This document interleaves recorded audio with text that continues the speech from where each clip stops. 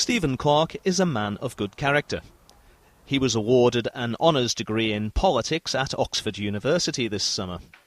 He's never been arrested, until one night this autumn when he was arrested twice in the space of a couple of hours.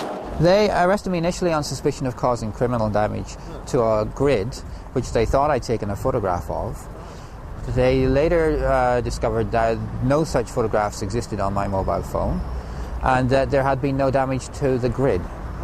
If that sounds a little bit strange, then what happened next sounds even stranger. Well, after they discovered that there was no damage to the grid, they rearrested me on suspicion of being concerned with the commission, preparation or instigation of a terrorist act. Right. Were you?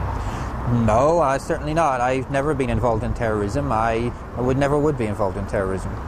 Mr. Clark was held in a police cell for 2 days while officers searched his home in Longsight, and his camera phone, laptop computer and memory stick were confiscated and analysed. Later, he was freed without charge. What happens now?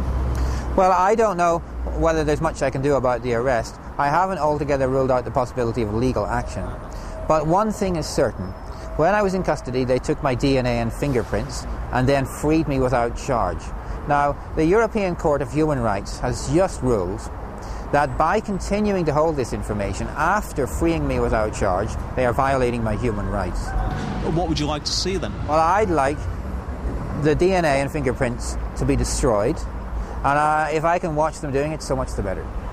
In a statement, Superintendent Chris Uller said Mr. Clark was seen taking photographs of some of the grids which had been searched and sealed during a security operation ahead of the 2008 Labour Party conference.